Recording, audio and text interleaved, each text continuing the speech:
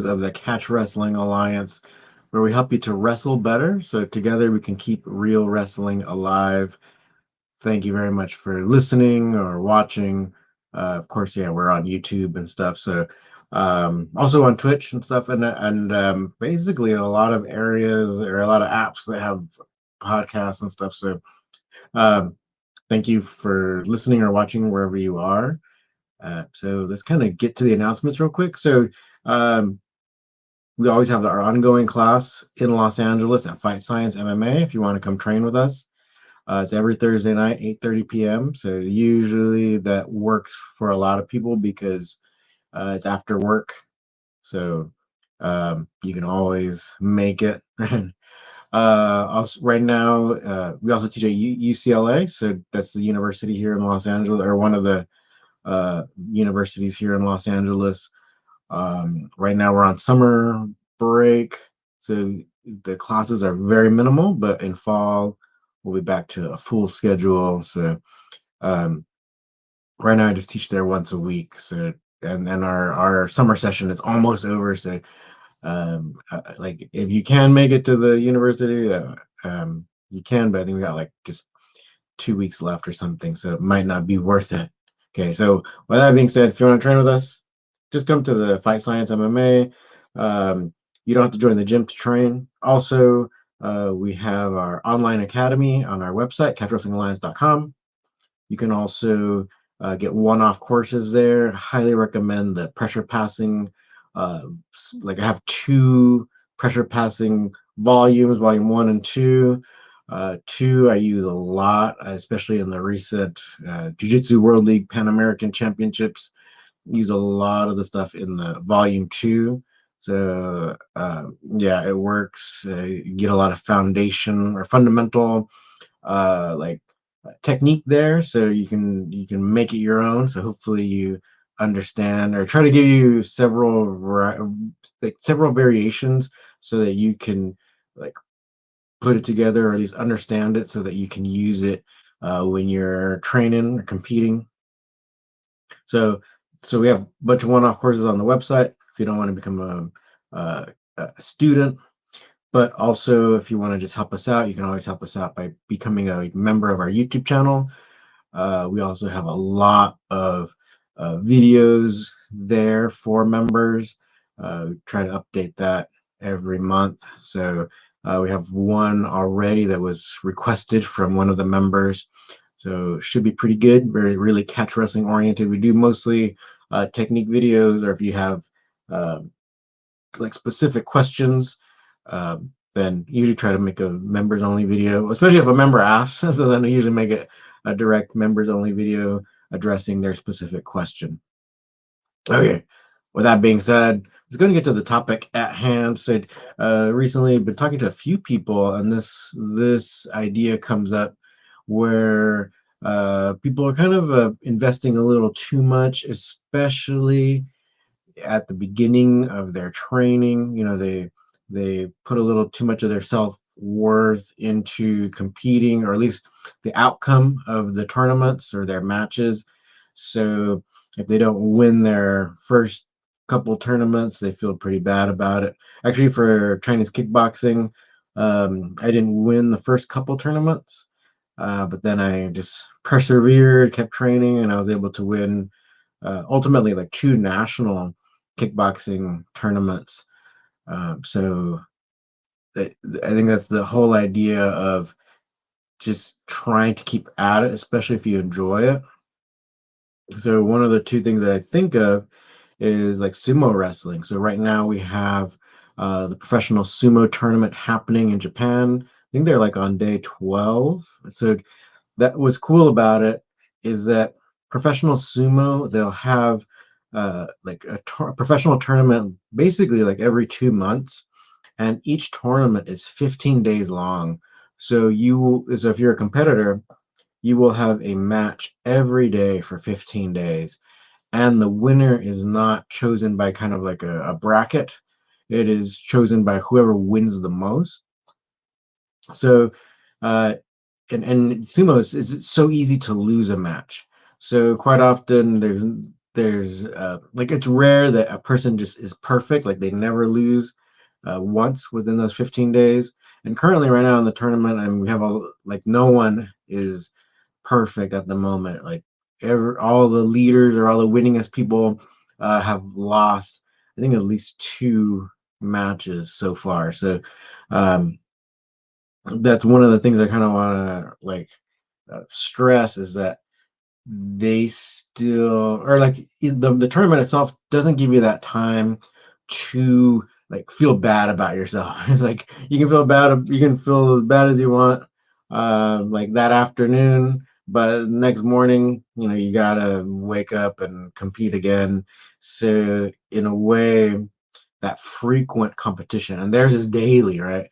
The frequent competition can help you get over some of the, I guess, like the jitters or feeling bad about winning and losing, because also too, the more you compete, so it's like sumo wrestlers, they have hundreds, if not thousands, of matches, so um, you can't win them all, especially at that high number, right? But you still have people who are like say with regards to sumo, you have one sumo competitor in particular, Hakuho. He's considered like the goat, right? And actually, yeah, like numbers wise, he is the greatest sumo wrestler of all time at the moment.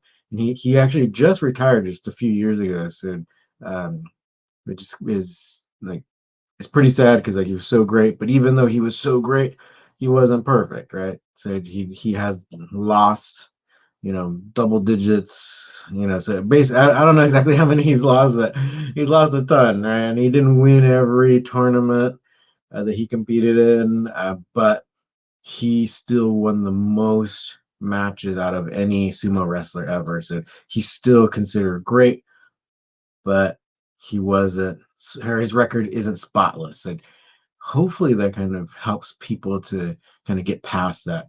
Also, another example that comes from Steve Magnus is I've mentioned him several times on this podcast. Like he is a coach for like track, like especially cross country. But I really like listening to his podcast, even though it's about running at the collegiate level. But they always talk about mindset stuff, besides training stuff or training methodology. They often talk about the mindset. And one of the great examples that he's given in his books and on his podcast is the whole idea. It's like no one cares if you're playing a video game and you lose, right? Because you can just start over again. And so yeah, I'm sure there are exceptions, right, for some of these online games that are really involved, but most of the time it's like if you want to get good at a game, you just got to keep playing at it. You're gonna lose like hundreds of times. If you keep at it, though, you're gonna get better at it. So it's like that mentality that um, where it's like it's no big deal. That should come back into like the competitor's mindset where it's not your self-worth, but it's just a really great experience. Usually you come back better, and that's one of the things I've noticed over the years, where if say they're one of my teammates, someone who's training at the same gym I'm training at, if they're more of a beginner and they compete, even if they don't win, like the next time they're training, it's like they're just better, right? It just feels like they've kind of have a better sense of the timing of how to do things. So even if they didn't win, like things are like just better overall. Like they know when to do a technique. They understand a technique better. It's just they level up even if they haven't, like even if they didn't win that tournament, they're just better overall. So um, it's kind of one way to like put your skills to the test where someone's really trying to attack you, and if you can take that pressure and learn from it, it's like it seems like everyone just levels up after some kind of competition. So you want to be thinking about that repetition. If you don't compete as frequently, which is totally fine, but uh, if you don't compete as frequently, try not to feel bad if you don't win, right? That's kind of the idea where it's like from video games. No one cares if you lose. You just want to, you just hit start over again, and then you can try again, and then you get better at the video game, right? Similar things to sumo wrestling. They really don't give you any time to feel sorry for yourself, because you have another difficult match the next day for 15 days straight, and then you get a 2 month rest, and you can do it again. So you don't have much time to feel bad about yourself. And ultimately, you want to be thinking about this sport as a game, right? Because that's really all it is. Like, whether it's wrestling or jujitsu, you want to really be having fun with it, and not like just beating yourself up mentally, right? So that's the idea. Right, so if anybody wants to comment or whatever, feel free while we're still on. I think that, because I've made my main point, right? So, but I thought that was a really good thing that Steve Magnus, a really good example that Steve Magnus gave in his books and on his podcast. So if you feel free to check him out, he's really great at coaching. So if you have any desire to learn more about being a better coach, he's also really one great person to check out. He was involved in the Nike scandal, where like Nike was actually like doping. They're finding ways to dope the athletes, track athletes. So he was involved in that. He was one of the whistleblowers. Um, so he's a really interesting guy. Also, I personally enjoy sumo wrestling, so I always keep track of the tournaments. And actually, what will be happening is I usually watch them, and like if anything really interesting happens that can be applied to catch wrestling or grappling or jujitsu or even kickboxing, because we have our other YouTube channel, Kung Fu Culture. We talk specifically about kickboxing and like kung fu related stuff. So it's like the Chinese wrestling, the self defense stuff. So that's on our Kung Fu Culture YouTube channel. You can totally find that. Just all one word, but culture, instead of a C, you spell it with a K. So feel free to check that one out. But when when I watch the sumo tournaments, I usually try to keep an eye out for any special moves, or usually some really cool takedowns, because a lot of them you can use in catch wrestling, also in Chinese kickboxing or Chinese wrestling. Uh, so it's like they're really applicable. And one of the things is that you're not going to see a lot of these like throws happening in like nogi jiu-jitsu, just because they're just not, or there are not as many wrestlers of this style. And so, like, how should I put it? So it's like, in the world they do freestyle wrestling, and freestyle has a lot of really great you can do all the like suplexes and all that, um, but a lot of the times you're not going to be seeing some of the big throws that you're going to be seeing in sumo. But in catch wrestling, we have a lot of those same techniques. So it's almost like, say, people who do amateur wrestling, they've developed a style. Also, in jujitsu, like there's kind of like kind of like the mainstream way of doing jujitsu, and in none of those mainstream ways of doing freestyle and uh, catch wrestling do you see a lot of the old catch wrestling throws. But in sumo, you're actually seeing a bunch of them. So um, that's why I want to try to highlight these things, so people can kind of be reminded of these great techniques that are out there that are just kind of not being done nowadays, that have been done in the past. And it's not to say that they don't work or whatever, or they're not effective. They are. It's just like we have trends, right? So it's like becomes a trend to just do leg locks, or to do some kind of techniques. And um, so what's cool about sumo is that you like the match ends once someone touches the ground. So you're going to see a lot of these really great uh, like throws, takedowns, and even in sumo, right? There's a lot of like kind of like the main way to win is to push someone out of the circle. So even there, you'll have like that kind of mainstream way of doing sumo, but you'll have the occasional person who does really cool takedowns, we're having a there's a guy right now who is from Ukraine. There's like two guys from the Ukraine who are competing. One guy is like doing this. Actually, I don't know if that might have been one of the if we didn't do a video already that we put out recently. um I'll make sure that we get it done, because he's doing one of these really, usually grabbing the belt, pulling the guy, and then blocking the far leg, the far knee, and getting the people to even sit down, or they'll spin and then sit down. So it's something that we actually went over in Wigan, England. It's also in Chinese wrestling. It's also in the Chinese kickboxing, but none of these other sports have the belt.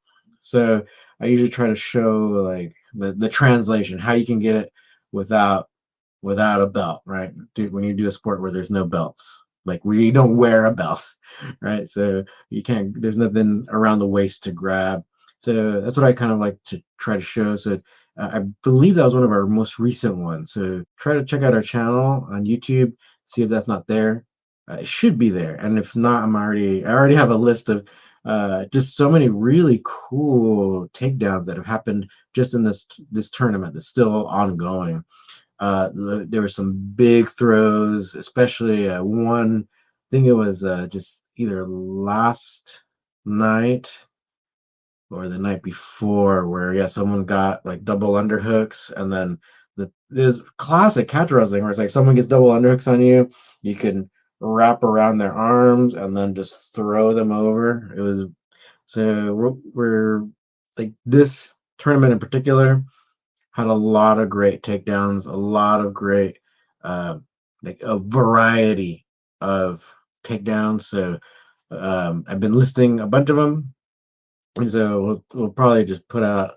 I'll try to record a lot. It's almost like there's like too many, right? There's too many, so um, we'll try to see how many we can film, and then we'll get them out, because this recent, or the current tournament that's going on, it's not even over yet. It's had a really great wrestling, and so you can see how, because like I said, like right now, I think there's a trend in jujitsu, like in nogi. A lot of people are just all about the underhooks. There's so many counters in catch wrestling for someone. If they get the underhooks on you, double underhook, single underhook, there's so many techniques to counter that.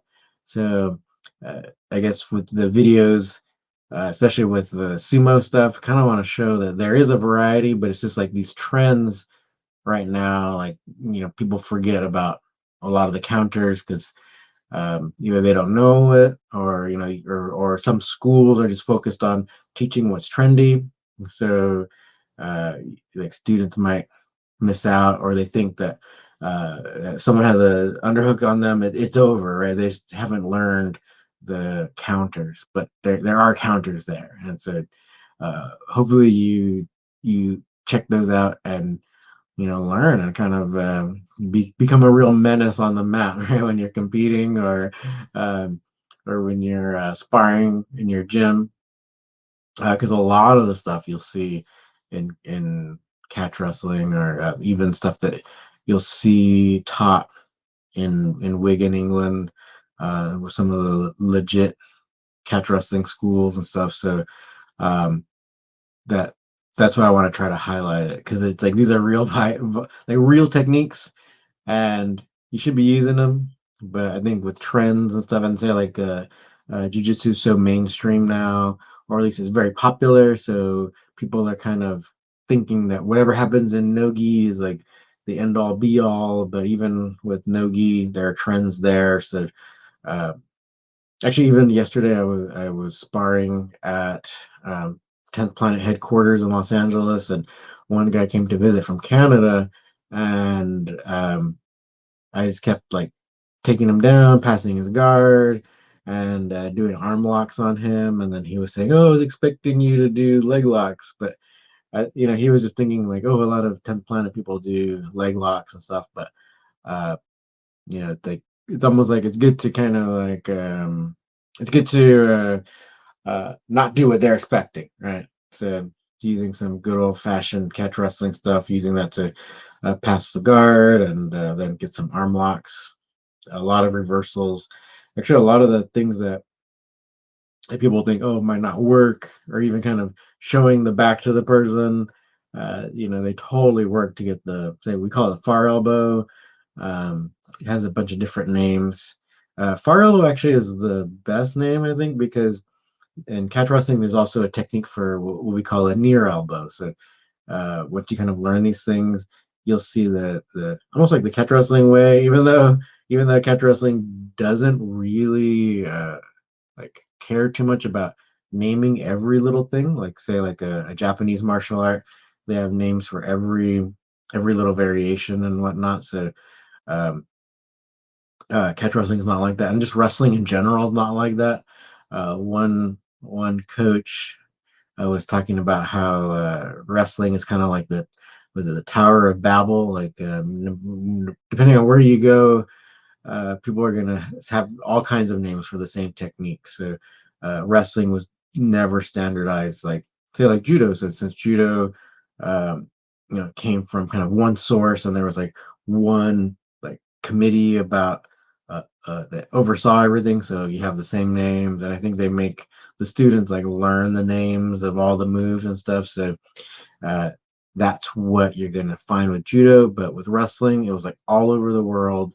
People kind of needed different names for techniques as they were teaching like all over the world. So you're having all kinds of names come up for the same techniques. And but with catch wrestling, I like using far elbow because there is a near elbow. So it's like you have like usually if you say like say even with an I would say like even with anatomy, a lot of times you have like if you have like something that is stating that it's on the top or the front, then usually that means that there's something on the back. Right. So same thing with far elbow. If you're talking about the far help like grabbing someone's far side, then that means there's probably a technique for the near side. So to me that makes sense, more sense than some of the names you'll hear in the United States or elsewhere, really.